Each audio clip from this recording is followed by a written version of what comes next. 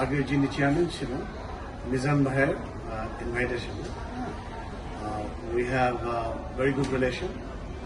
A recent development I just came to know about it. But আমি যখন ওনাদের আজকে আপনারা শুনলেন শ্রদ্ধেয় আজম ভাই এবং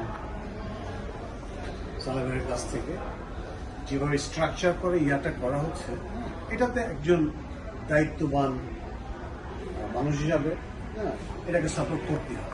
এটা তো কোনো ডেমোক্রেসি, পলিসি বেসড ডায়ালগ একটা প্ল্যাটফর্ম, যা মূলত ইউএস মেইন স্ট্রিমের সাথে বাংলাদেশ গভর্নমেন্টের একটা কোলাবোরেশন এবং কানেক্টিভিটি বিল্ড আপ করার ক্ষেত্রে একটা ট্রিগারিং পয়েন্ট হিসাবে কাজ করে। তো তারই ধারাবাহিকতা গত 1 বছর থেকে আমরা এই সংগঠনটি নিয়ে অনেক কাজ করেছি, দেশে কাজ করেছি। বাংলাদেশে আমরা গুলশানে ব্লুবেরি হোটেলে গত বছর নির্বাচনের পূর্বে একটি বড় প্রোগ্রাম করেছিলাম। সেখানেও আমাদের বর্তমান সরকারের অন্যতম গুরুত্বপূর্ণ বিভিন্ন পর্যায়ের মন্ত্রী ছিলেন, বিভিন্ন বিশ্ববিদ্যালয়ের ভিসি ছিলেন এবং সরকারের বিভিন্ন পর্যায়ের সচিববৃন্দ ছিলেন।